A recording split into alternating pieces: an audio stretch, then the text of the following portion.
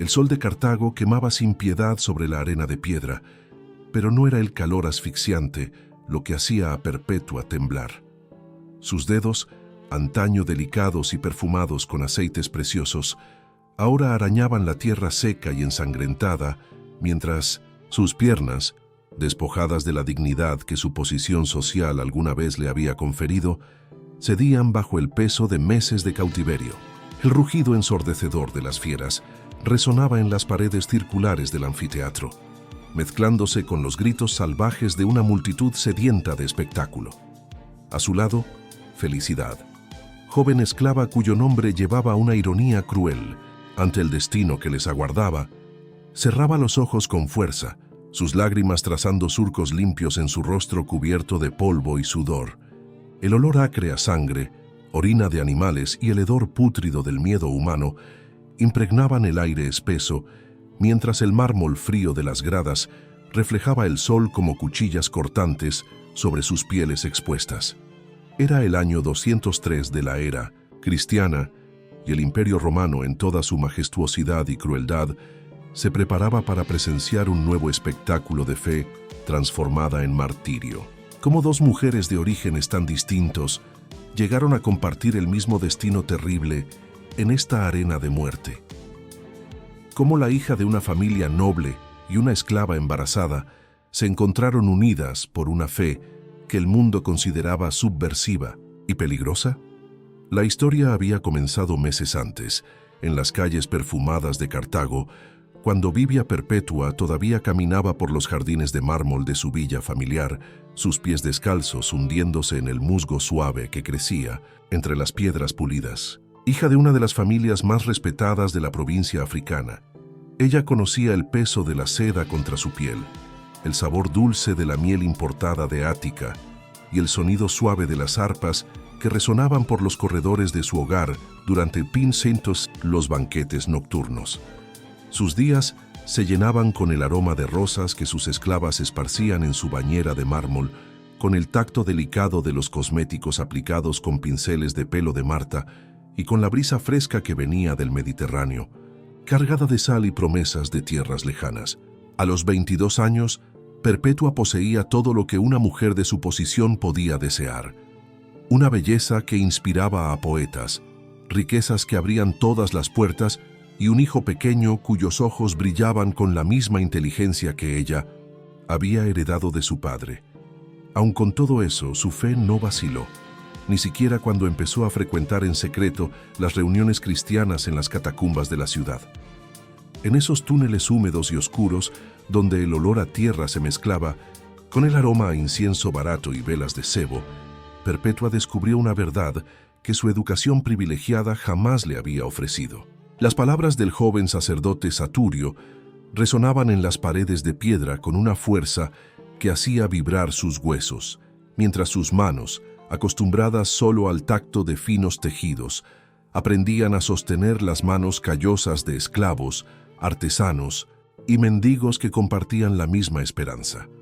Fue allí, entre sombras danzantes y oraciones susurradas, donde conoció a Felicidad, una joven esclava cuyo vientre empezaba a redondearse con una criatura que nacería en la más absoluta pobreza, pero que portaba en sus ojos una serenidad que todas las riquezas de Perpetua no podían comprar. Felicidad había crecido en las cocinas humeantes de las casas romanas, sus manos pequeñas aprendiendo desde temprano a distinguir especias por su aroma, sus pies descalzos conociendo cada irregularidad de los suelos de piedra fría. Sus días comenzaban antes del amanecer, cuando aún podía sentir el rocío de la madrugada en su piel, y terminaban mucho después de que las estrellas ya brillaban en el cielo, cuando su espalda dolía por el peso de cántaros de agua y cestas de ropa, Sutzia. El sonido de los látigos partiendo el aire era la banda sonora constante de su vida, al igual que los gritos de dolor que resonaban en los patios internos cuando algún esclavo cometía el menor desliz. Ella conocía el sabor amargo del miedo, la textura áspera de la paja donde dormía y el olor agrio del sudor mezclado con lágrimas, pero fue precisamente en esa vida de sufrimiento donde la palabra de Cristo encontró un terreno fértil. En las noches en que el dolor en la espalda no la dejaba dormir, Felicidad susurraba oraciones que había aprendido de otros esclavos cristianos, sintiendo descender sobre ella una paz como un manto tibio en noche invernal. El contraste entre las dos mujeres era brutal y poético a la vez. Perpetua conocía la suavidad de la seda, Felicidad la aspereza del cáñamo. Una había crecido entre jardines perfumados, la otra entre desperdicios y restos de comida.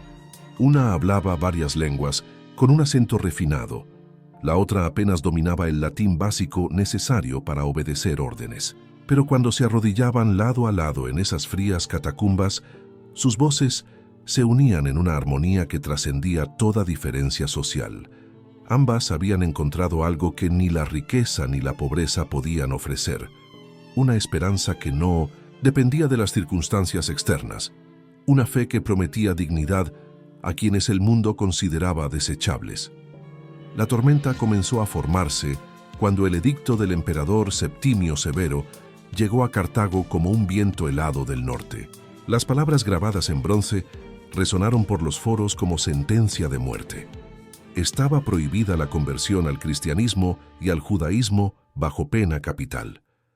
Lo que se había susurrado en secreto en las catacumbas se convirtió en un crimen contra el Estado, y cada cristiano pasó a llevar una marca invisible que podría condenarlo en cualquier momento. El aire de la ciudad cambió.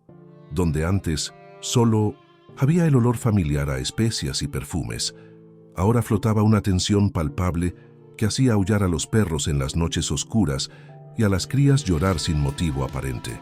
Saturio, el joven catequista que había bautizado a ambas mujeres, no podía dormir. Sus manos temblaban cuando sostenía los pergaminos sagrados y sus ojos, que un día habían brillado de esperanza, ahora cargaban sombras profundas. Sabía que sus días estaban contados, que cada sermón podría ser el último, que cada oración compartida en las catacumbas podría ser interrumpida por el sonido de soldados marchando. El olor a miedo humano empezó a impregnar incluso los lugares más sagrados, mezclándose con el incienso y creando una atmósfera sofocante que hacía que las oraciones sonaran como lamentos. Fue en una fría mañana de marzo cuando los soldados llegaron. Perpetua estaba amamantando a su hijo cuando escuchó el ruido inconfundible de sandalias militares marchando sobre el mármol de su casa. La leche tibia aún manaba entre sus dedos cuando las puertas de madera maciza fueron derribadas con un estruendo que hizo que los pájaros del jardín salieran volando despavoridos. Sus ojos primero encontraron el brillo metálico de las armaduras, luego los rostros duros de los hombres que habían venido a buscarla. El bebé en sus brazos empezó a llorar, un sonido agudísimo que se mezcló con los gritos de desesperación de sus esclavas domésticas.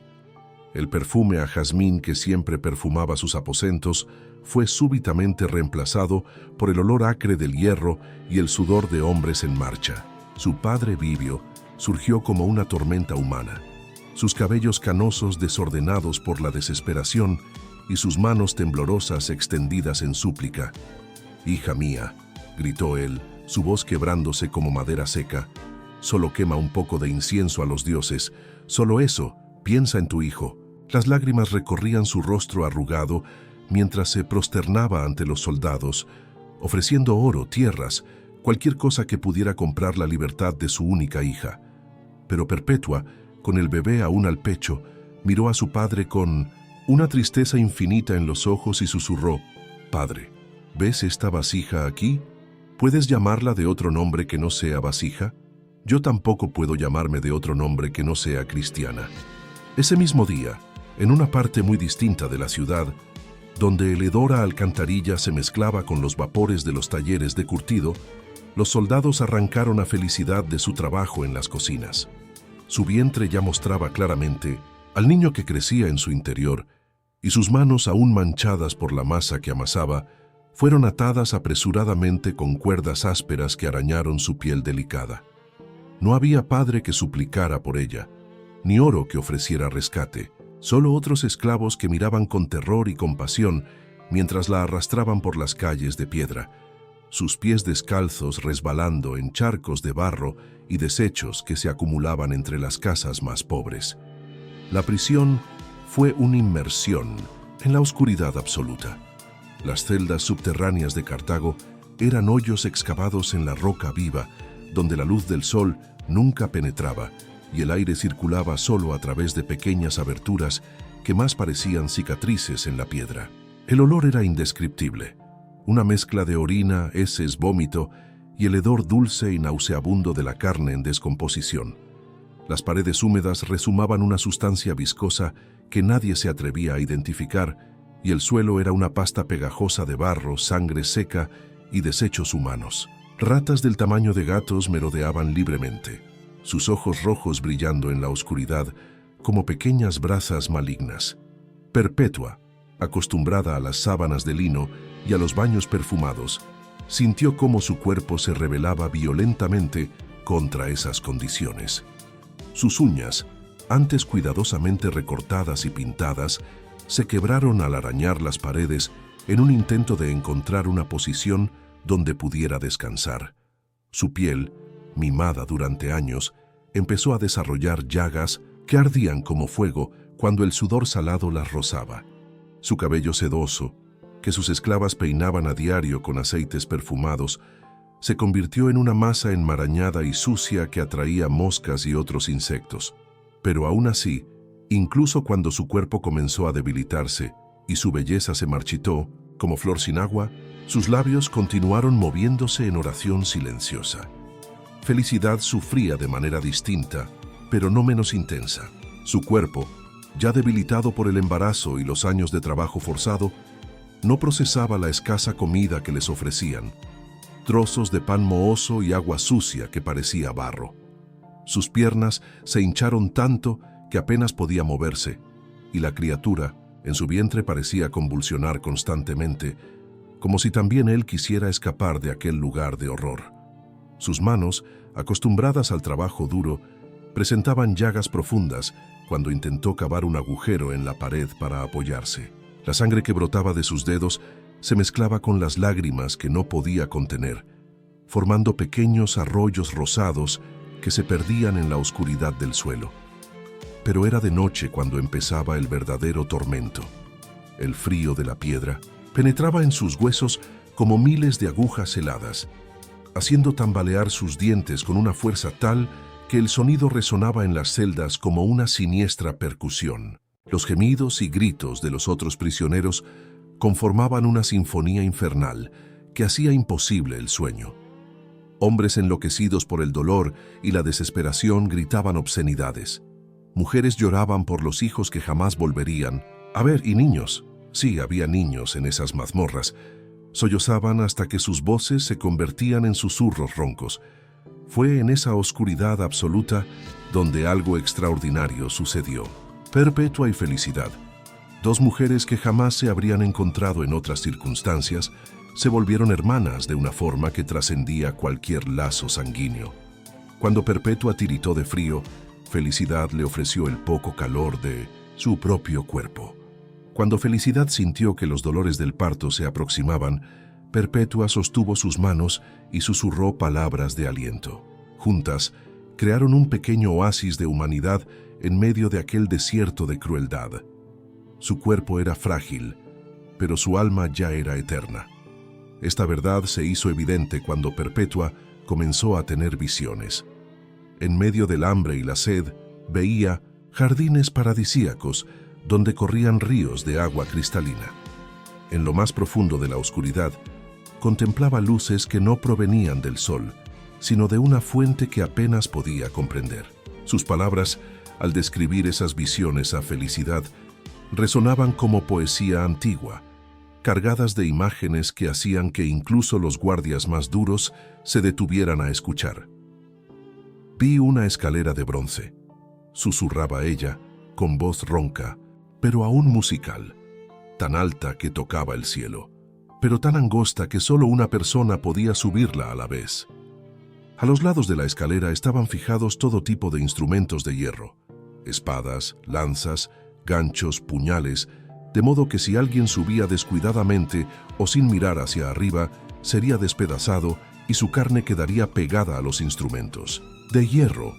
Sus palabras pintaban cuadros tan vívidos que Felicidad casi podía ver esa escalera celestial, casi sentir el metal frío bajo sus pies descalzos. El padre Saturio, que había sido capturado algunos días después de ellas, trajo una presencia que transformó por completo la atmósfera de esa prisión infecta. Su voz, al dirigir las oraciones matutinas, resonaba en las paredes de piedra con una reverencia que hacía que incluso los prisioneros no cristianos se quedaran en silencio en señal de respeto. Había perdido mucho peso, sus huesos prominentes creando sombras profundas en su rostro, pero sus ojos brillaban con una intensidad que parecía iluminar la oscuridad. Cuando imponía las manos sobre los enfermos y heridos, sucedía algo inexplicable. No curaciones milagrosas, sino una paz que descendía sobre el sufrimiento como aceite sobre heridas abiertas. Los días se arrastraban como siglos. La única manera de medir el tiempo era por los momentos en que pequeños rayos de luz lograban filtrarse por las grietas de las paredes, creando bandas doradas que danzaban brevemente sobre el horror antes de desvanecerse de nuevo. Eran esos momentos cuando Perpetua podía ver con claridad el rostro de Felicidad, cada día más demacrada, pero aún iluminada por una serenidad que desafiaba toda lógica. Los labios de la joven esclava se movían constantemente en oración, silenciosa, y sus manos, cuando no estaban sosteniendo el vientre que crecía, trazaban pequeñas cruces en el aire o sobre las heridas de otros prisioneros. El parto de Felicidad ocurrió en una noche en que la temperatura descendió tanto que el aliento era visible como pequeñas nubes fantasmagóricas. Los dolores comenzaron como olas suaves, pero pronto se convirtieron en maremotos de agonía que hacían convulsionar todo su cuerpo. Perpetua sostuvo sus manos con tal fuerza que sus uñas dejaron marcas permanentes en la piel de su amiga, mientras susurraba oraciones y palabras de aliento que se mezclaban con los gemidos de dolor. El bebé nació en un charco de sangre y líquido amniótico que de inmediato se mezcló con la suciedad del suelo, pero cuando el pequeño cuerpo fue limpiado con harapos de tela rasgada de las propias ropas de las mujeres, resultó ser un niño perfecto cuyos pulmones sanos llenaron la prisión con un llanto que sonó como música celestial. Pero la alegría duró solo unas horas. Las leyes romanas eran claras. Las mujeres embarazadas no podían ser ejecutadas, pero una vez que el niño nacía, nada las protegía más. Una familia cristiana se ofreció para adoptar al bebé, y a la mañana siguiente, cuando los primeros rayos de sol comenzaron a filtrarse por las grietas, una mujer de mediana edad con ojos amables y manos temblorosas acudió a llevarse al niño. El momento de la separación fue indescriptible.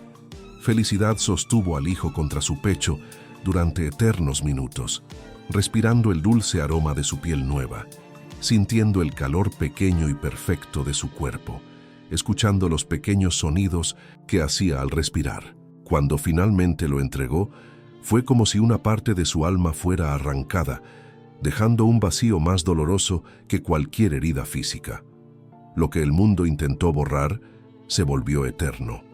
Esta verdad se hizo clara cuando las autoridades romanas se dieron cuenta de que la prisión no había quebrantado el espíritu de esos cristianos. Si algo, el sufrimiento compartido había fortalecido su fe de maneras que desafiaban toda comprensión.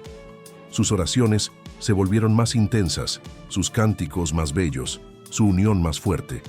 Otros prisioneros, incluso aquellos condenados por delitos comunes, comenzaron a convertirse al escuchar sus palabras y testimoniar su paz en medio del sufrimiento. Fue entonces cuando la decisión se tomó en los corredores de mármol del palacio del gobernador. Serían enviados a la arena. La noticia les llegó a través de un guardia que apenas podía mirarlos a los ojos, su voz temblando al anunciar que en 3 días serían llevados al anfiteatro para enfrentarse a las fieras. El silencio que siguió fue más elocuente que cualquier grito. Perpetua cerró los ojos y vio de nuevo la escalera de bronce de su visión, comprendiendo ahora que estaba a punto de subir sus peldaños ensangrentados. Felicidad se llevó la mano al pecho, donde aún sentía la ausencia de su hijo, y susurró una oración de gratitud porque él estuviera a salvo. La preparación para la muerte comenzó de inmediato. No una preparación física. Sus cuerpos ya estaban más allá de cualquier recuperación, sino una preparación espiritual que transformó esos últimos días en algo sagrado. Saturio dirigió largas sesiones de oración donde sus voces se alzaban en armonía, creando ecos que parecían tocar el mismo cielo. Compartieron recuerdos de sus vidas pasadas, confesaron sus miedos y esperanzas, y se perdonaron mutuamente por cualquier palabra dura o momento de debilidad durante el cautiverio.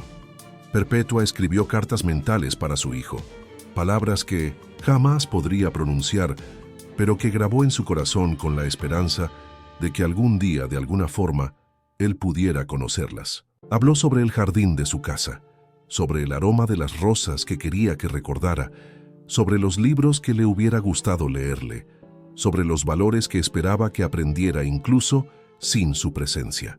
Sus palabras, cuando las compartía, con felicidad, fluían como poemas de despedida que brotaban directamente de su alma. Felicidad, a su vez, tejió oraciones como mantras para su hijo recién nacido. Pidió a Dios que lo protegiera, que lo hiciera crecer fuerte y justo, que nunca permitiera que olvidara que existía una madre que lo amó tanto que prefirió morir antes que negar su fe. Sus lágrimas, al caer, eran simultáneamente de tristeza por la separación y de alegría, por la certeza de que él estaría seguro. El último día llegó con una claridad brutal que parecía burlarse de su situación. El sol se alzó rojo como la sangre, tiñendo las paredes de la prisión con tonos que presagiaban lo que estaba por venir. Los guardias llegaron temprano, sus rostros más sombríos que de costumbre, portando grilletes nuevos que brillaban como joyas macabras. Cuando abrieron las puertas de las celdas, una ráfaga de aire fresco entró, trayendo consigo el olor a hierba y flores que crecían en los jardines de la ciudad, un recordatorio cruel de un mundo al que ya no pertenecían. El camino hacia la arena fue una vía crucis de humillación y dolor. Las calles estaban repletas de personas que gritaban insultos, escupían y arrojaban piedras y excrementos. Algunos rostros mostraban una curiosidad mórbida, otros un placer sádico, pero aquí y allá podían verse ojos llenos de lágrimas.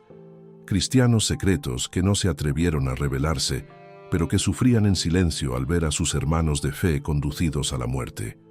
El bullicio era ensordecedor. Gritos, risas, insultos en latín, griego y en las lenguas locales se mezclaban en una cacofonía que parecía emanar directamente del infierno. Perpetua caminaba con el rostro erguido, sus ojos fijos en algún punto más allá de la multitud, como si pudiera ver algo que nadie más percibía. Sus pies, lacerados y sangrantes, dejaban pequeñas huellas rojas en el pavimento de piedra, pero ella no parecía sentir dolor.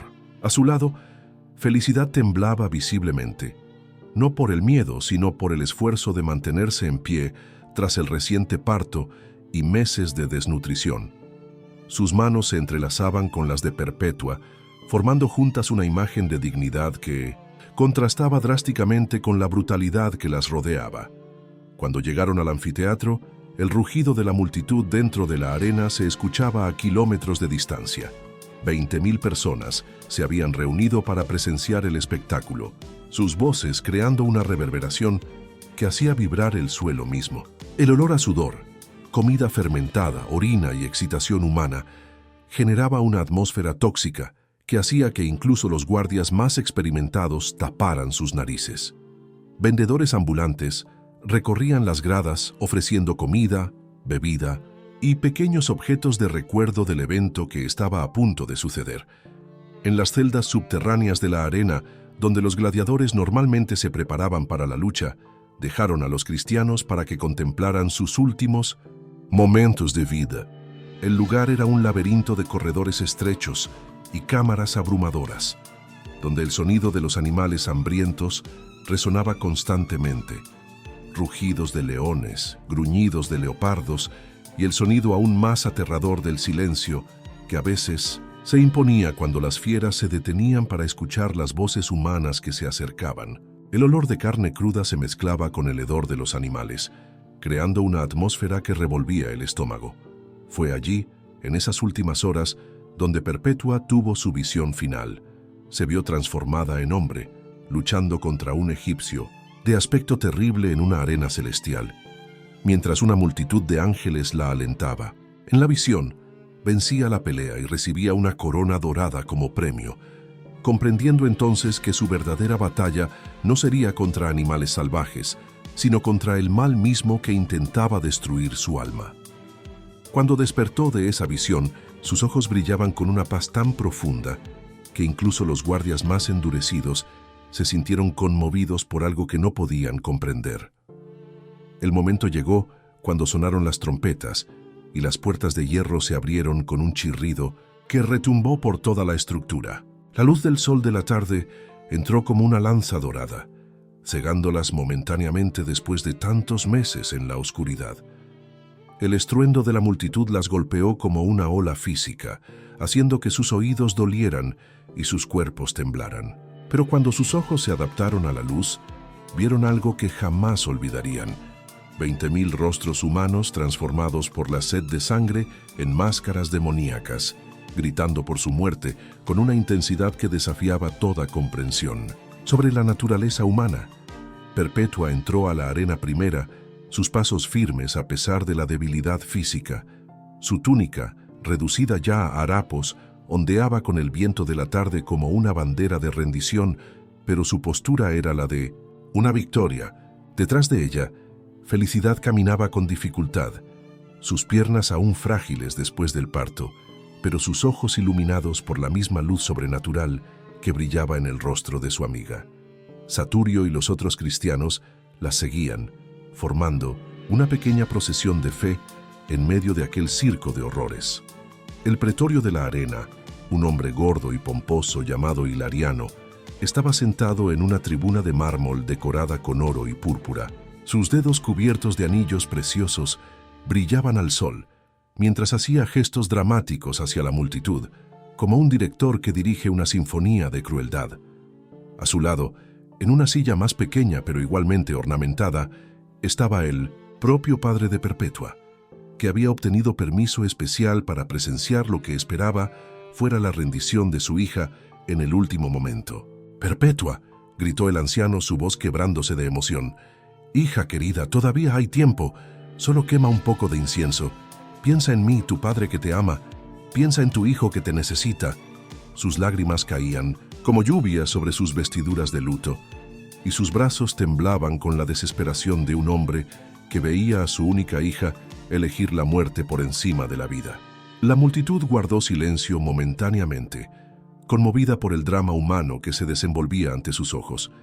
Perpetua miró a su padre con una tristeza infinita, pero su voz, cuando respondió, sonó clara y firme en toda la arena. «Padre, ¿ves esta vasija a mi lado? Puedes llamarla de otro nombre que no sea vasija. Yo tampoco puedo llamarme de otro nombre que no sea cristiana». Sus palabras resonaron por las gradas como una declaración que trascendía cualquier argumento humano, y el padre cayó en su silla como si hubiera recibido un golpe físico. Fue entonces cuando las puertas de los establos se abrieron con un estruendo metálico que hizo temblar toda la estructura.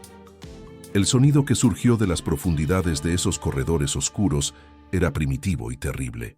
El rugido de depredadores que habían sido mantenidos en ayuno durante días, agitadas con varas puntiagudas y torturadas hasta enloquecer de hambre y rabia. Primero aparecieron los leopardos, sus cuerpos esbeltos moviéndose con una gracia letal que hipnotizaba y aterrorizaba a la vez.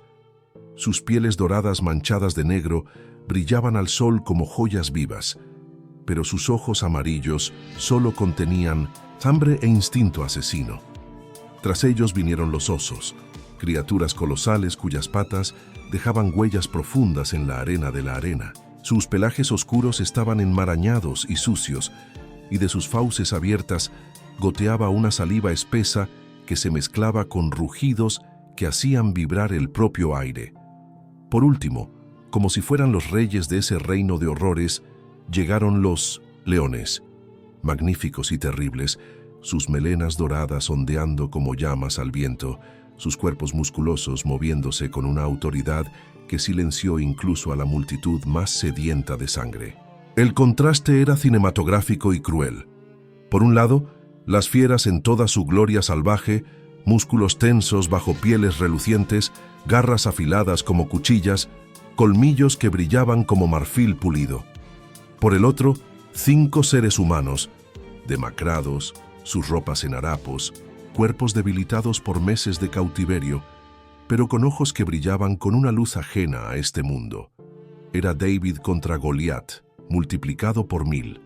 La fragilidad humana enfrentando la fuerza bruta de la naturaleza, la fe desafiando a la muerte en su forma más primitiva y atroz. Pero algo extraordinario ocurrió. Cuando los animales se acercaron olfateando el aire y evaluando a sus presas, Perpetua y Felicidad no huyeron, no gritaron, no suplicaron. En su lugar, se arrodillaron en la arena caliente y comenzaron a orar, sus voces unidas en una armonía que interrumpió el silencio de la arena como una espada de luz. Sus palabras, aunque susurradas, parecían resonar más fuerte que los rugidos de las fieras, creando una atmósfera sobrenatural que hizo que incluso los animales vacilaran. La multitud, que esperaba gritos de terror y súplicas de misericordia, se encontró ante algo que no podía comprender. El silencio que se hizo en la arena era más profundo que cualquier rugido, más penetrante que cualquier grito de dolor. 20.000 personas contuvieron la respiración mientras observaban a 2 frágiles mujeres enfrentar la muerte con una dignidad que transformaba el espectáculo de crueldad en algo sagrado y perturbador. Los leopardos fueron los primeros en atacar, sus cuerpos esbeltos saltando por el aire con una precisión letal que hablaba de millones de años de evolución depredadora. Pero incluso cuando sus garras desgarraron carne humana, incluso cuando el sonido de ropa y piel rasgada resonó en la arena, las voces de Perpetua y Felicidad continuaron elevándose en oración. No eran gritos de agonía, sino cánticos de esperanza que desafiaban toda lógica humana. Sus manos, aunque instintivamente trataban de protegerse, trazaban pequeñas cruces en el aire, bendiciendo no solo a sí mismas, sino también a las criaturas que las atacaban. La sangre comenzó a manchar la arena dorada, creando patrones abstractos que parecían hablar de misterios antiguos. Pero era una sangre diferente. No el líquido oscuro del miedo y la desesperación, sino algo que brillaba bajo la luz del sol como vino consagrado, portando consigo una dignidad que transformaba cada gota en testimonio de una fe inquebrantable. Cuando las fieras probaron esa sangre, algo cambió en su comportamiento. Los ataques se volvieron menos salvajes, casi vacilantes, como si incluso los instintos animales reconocieran que estaban ante algo sagrado. Felicidad, cuyo cuerpo aún cargaba las cicatrices del reciente parto, encontró fuerzas que no sabía poseer. Cuando un oso masivo se acercó, sus pequeñas manos se extendieron no para defenderse, sino para bendecir, como si estuviera bendiciendo a un hijo en lugar de enfrentar un instrumento de muerte. Sus palabras, cuando apenas lograba pronunciarlas entre los ataques, eran de perdón. Perdón para los animales que solo seguían su naturaleza. Perdón para la multitud que se divertía con su sufrimiento. Perdón incluso para los emperadores que ordenaron su ejecución. Su cuerpo era frágil, pero su alma ya era eterna, y esa verdad irradiaba de cada poro de su piel herida. Perpetua, incluso cuando los colmillos de un león alcanzaron su garganta, mantuvo los ojos abiertos y fijos en el cielo. Su última visión no fue de la arena ensangrentada o de la multitud sedienta de espectáculo, sino de la escalera dorada de sus sueños, ahora tan cercana que parecía poder tocar sus peldaños con los dedos. El dolor físico se volvió secundario ante la cercanía de esa realización espiritual que había guiado sus últimos meses de vida. Sus últimas palabras, susurradas con voz cada vez más débil, fueron una oración de gratitud. Gratitud por la oportunidad de testimoniar su fe. Gratitud por la amistad de Felicidad. Gratitud incluso por el sufrimiento que había purificado su alma como el oro en el fuego. El espectáculo que debería haber durado horas terminó en minutos. Las fieras, Después de un ataque inicial violento, parecieron perder interés, como si la ausencia de miedo y desesperación en sus víctimas les hubiera arrebatado el placer de la caza. Se quedaron quietas alrededor de los cuerpos, lamiéndose, las heridas con una ternura casi maternal, sus lenguas ásperas limpiando la sangre con cuidados que recordaban más a perros domésticos que a depredadores salvajes. La multitud, frustrada por la brevedad del espectáculo y perturbada por la atmósfera sobrenatural que se había instalado en la arena, comenzó a murmurar inquieta. Fue entonces cuando ocurrió algo que ninguna crónica oficial registraría, pero que quedaría grabado para siempre en la memoria de quienes presenciaron. Una luz dorada empezó a formarse alrededor de los cuerpos de las mártires, una luminosidad suave que no provenía del sol, sino de una fuente interna que desafiaba cualquier explicación natural. Las propias fieras retrocedieron ante esa luz, sus ojos reflejando ya no hambre o agresividad, sino algo cercano al respeto. El silencio en la arena se volvió absoluto, roto solo por el sonido del viento que soplaba entre las gradas como un suspiro celestial. Hilariano, el pretorio de la arena que había orquestado el espectáculo, se encontró incapaz de pronunciar las palabras tradicionales que cerraban la ejecución.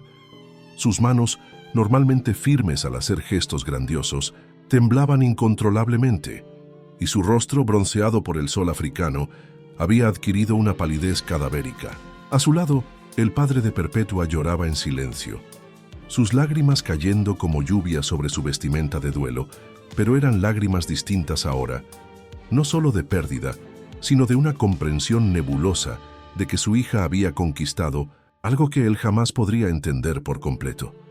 Los cuerpos fueron recogidos por cristianos valientes, que se arriesgaron a identificarse públicamente, envueltos en lienzos blancos que de inmediato se convirtieron en reliquias preciosas. La sangre que había manchado la arena fue cuidadosamente recogida en pequeños frascos de vidrio, pues ya corría el rumor de que poseía propiedades milagrosas.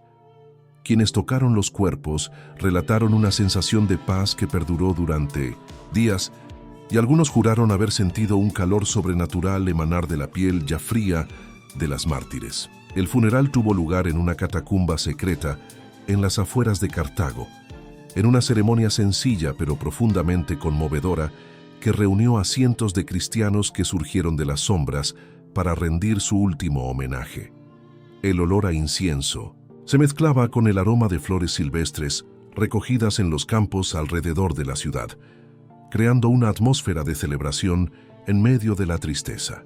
Las tumbas fueron marcadas con símbolos discretos pero significativos, peces, anclas, ramos de olivo, que hablaban de esperanza y resurrección para quienes sabían leerlos. Pero la verdadera medida del impacto de sus muertes no se encontraba en los rituales fúnebres, sino en los cambios que empezaron a ocurrir en toda la provincia africana. Las conversiones al cristianismo aumentaron drásticamente, no solo entre los pobres y esclavos, sino también entre miembros de la aristocracia romana que habían presenciado algo en la arena que desafiaba sus comprensiones sobre la vida, la muerte y la divinidad. Soldados que habían participado en la prisión y ejecución de las mártires empezaron a cuestionar sus órdenes, y algunos eventualmente abandonaron el ejército para unirse a las comunidades cristianas clandestinas. Las historias de Perpetua y Felicidad se propagaron como fuego por todo el imperio, llevadas por mercaderes, soldados y viajeros que habían presenciado o escuchado relatos de lo sucedido en Cartago. Cada narración añadía nuevos detalles, a veces exagerados, otras veces minimizados, pero siempre preservando el núcleo esencial. Dos mujeres de orígenes completamente distintos habían encontrado en la fe una fuerza mayor que cualquier poder terrenal, una dignidad que ni la tortura ni la muerte podían destruir. Dentro de las comunidades cristianas, sus nombres se convirtieron en sinónimo de coraje y perseverancia. Madres contaban sus historias a sus hijas como ejemplos de fortaleza femenina y fidelidad religiosa. Sacerdotes usaban sus ejemplos en sermones sobre la naturaleza transformadora de la fe verdadera. Artistas comenzaron a crear representaciones de su pasión y muerte, pinturas y esculturas que capturaban no la violencia de sus finales, sino la serenidad sobrenatural que habían demostrado ante el sufrimiento. Incluso entre los no cristianos, sus historias provocaron inquietud y reflexión. Filósofos romanos debatían sobre la naturaleza de una fe que podía transformar el dolor en paz, el terror en tranquilidad. Algunos escribieron tratados intentando explicar racionalmente lo que habían presenciado, pero sus palabras siempre fallaban en capturar completamente la esencia de aquel misterio que se había desenrollado en la arena ensangrentada. Pasaron los años, pero los recuerdos permanecieron vivos. El mismo anfiteatro de Cartago comenzó a ser evitado por muchos, no por superstición, sino por una sensación inexplicable de que algo sagrado había sido profanado allí. Gladiadores relataban sensaciones extrañas cuando pisaban la arena donde se había derramado la sangre de las mártires. Algunos hablaban de visiones, otros de una paz inexplicable que los hacía cuestionar su participación en aquellos violentos juegos. El hijo de Perpetua, criado por la familia cristiana que lo había adoptado, creció escuchando historias sobre la madre que había elegido la muerte antes que negar su fe. Cuando llegó a ser hombre, dedicó su vida al servicio de la iglesia, construyendo orfanatos y hospitales que llevaban el nombre de su madre. Según quienes lo conocieron, su rostro guardaba un parecido sorprendente con el de Perpetua, especialmente en los ojos, que brillaban con la misma luz serena que la había caracterizado en sus últimos días. La hija de Felicidad, adoptada por una familia de comerciantes cristianos, se convirtió en una de las primeras diaconisas oficiales de la iglesia africana.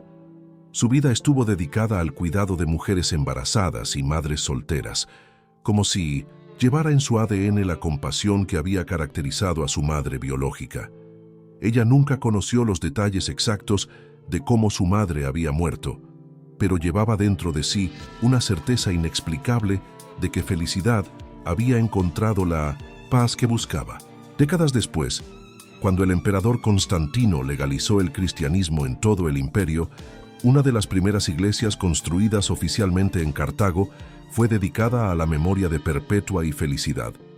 El lugar elegido fue cercano al antiguo anfiteatro, en una declaración simbólica de que el amor había triunfado sobre la violencia, la fe sobre la persecución.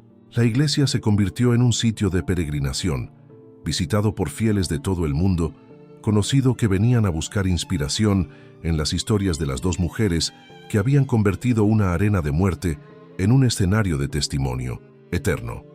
Pasaron los siglos, los imperios cayeron y se levantaron, pero los nombres de Perpetua y Felicidad permanecieron grabados no solo en la piedra de las iglesias, sino en la conciencia colectiva de la humanidad.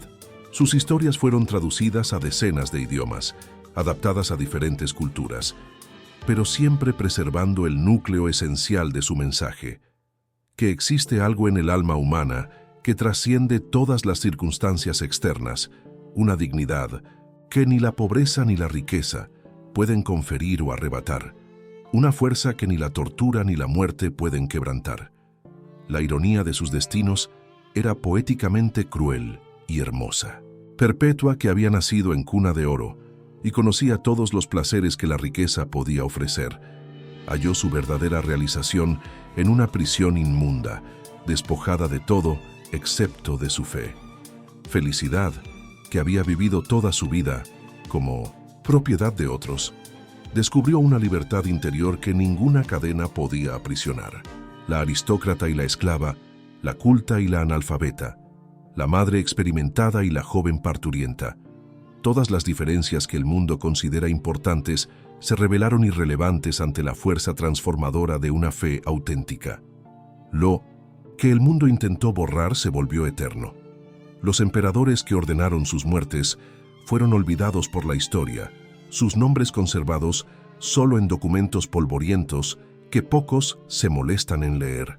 Los gladiadores que compartieron la arena con ellas quedaron como estadísticas anónimas en la lista de entretenimientos imperiales, pero Perpetua y Felicidad continuaron vivas en la memoria, en el arte, en la literatura y en la inspiración de millones de personas que encontraron en sus historias el coraje para enfrentar sus propias pruebas. Sus muertes, que debían haber sido espectáculos de terror destinados a disuadir a otros cristianos, se convirtieron en semillas de una fe que se propagó por todo el mundo conocido. Cada gota de sangre derramada en la arena de Cartago germinó en miles de conversiones. Cada lágrima derramada en su sufrimiento se volvió fuente de consuelo para futuras generaciones de perseguidos. Lo que Roma pretendió como demostración de poder se convirtió en testimonio del fracaso de cualquier sistema basado en la fuerza bruta y la intimidación. El tiempo, ese juez imparcial de todas las ambiciones humanas, reveló la verdadera medida de sus vidas. Mientras los palacios de los emperadores se transformaron en ruinas turísticas y los anfiteatros en curiosidades arqueológicas, la influencia de dos mujeres que murieron en una mañana soleada de marzo continuó creciendo y expandiéndose. Sus historias inspiraron reformas sociales, movimientos de liberación, luchas por la justicia y la dignidad humana que resonaron a lo largo de los siglos. En la quietud de las catedrales medievales, monjes copiaban pacientemente los relatos de sus martirios, conservando cada palabra como si fuera oro líquido. En las universidades renacentistas, teólogos debatían las implicaciones filosóficas de sus elecciones. En las prisiones de regímenes totalitarios modernos, prisioneros de conciencia susurraban sus nombres como mantras de esperanza. En cada época, en cada lugar donde la dignidad humana estaba amenazada, sus memorias resurgían como faros en la oscuridad. La arena de Cartago, donde creían que sus voces se silenciarían para siempre, se convirtió paradójicamente en el sitio donde sus mensajes ganaron amplitud infinita. Cada grano de arena que había absorbido su sangre se transformó en testigo de que no toda batalla se gana con la espada, ni toda victoria se mide por la supervivencia física. Ellas habían perdido sus vidas, pero conquistaron la eternidad. Habían sido derrotadas por las fieras, pero triunfaron sobre la misma muerte. La transformación final y más profunda no ocurrió en los cuerpos de las mártires, sino en las almas de quienes presenciaron su paso. La multitud que había acudido al anfiteatro en busca de entretenimiento barato salió confrontada con preguntas fundamentales sobre el significado de la existencia humana. Los soldados que habían ejecutado órdenes rutinarias de prisión y ejecución se encontraron cuestionando la naturaleza de la autoridad y la obediencia. Los sacerdotes paganos que esperaban ver la superioridad de sus dioses se hallaron ante un poder que no podían nombrar ni controlar. Incluso ante todo, su fe no vaciló. Esta frase, repetida como un estribillo a lo largo de sus biografías, se volvió más que una descripción histórica. Se transformó en una declaración de posibilidad humana, en una afirmación de que existe algo en la naturaleza humana que puede resistir cualquier presión externa, algo indestructible que sobrevive incluso cuando el cuerpo perece. Perpetua y Felicidad no fueron solo mártires, fueron demostraciones vivientes de que el alma humana posee reservas de fuerza, que desafían cualquier explicación puramente material. Sus legados continuaron multiplicándose a lo largo de los siglos como ondas concéntricas que se expanden infinitamente a partir de una piedra arrojada al agua. Hospitales fueron construidos en sus nombres, ofreciendo atención médica a los más necesitados. Escuelas se fundaron bajo sus invocaciones, educando a generaciones de niños en valores de coraje y compasión. Movimientos sociales adoptaron sus ejemplos como inspiración para luchas por la justicia y la igualdad. Incluso en tiempos modernos, cuando la persecución religiosa adopta formas más sutiles pero no menos reales, sus historias continúan ofreciendo fuerza y orientación. La belleza final de sus trayectorias reside en la síntesis imposible que lograron. Fueron simultáneamente completamente humanas y trascendentalmente divinas, totalmente femeninas y universalmente relevantes, profundamente arraigadas en su tiempo y eternamente contemporáneas. Sus dolores fueron reales, sus miedos tangibles, sus lágrimas saladas como las de cualquier madre separada de sus hijos. Pero a través de esas experiencias intensamente humanas, tocaron algo que estaba más allá de la humanidad ordinaria, El último paradoja de sus vidas es que al elegir la muerte, encontraron la verdadera vida. Al aceptar la separación de sus hijos, se convirtieron en madres espirituales de millones. Al abrazar la pobreza y la humillación, adquirieron una riqueza y dignidad que ningún tesoro terrenal podría conferir. Al ser devoradas por fieras salvajes, domesticaron los instintos más brutales de la naturaleza humana y demostraron que el amor es más fuerte que la violencia, la fe más poderosa que el miedo.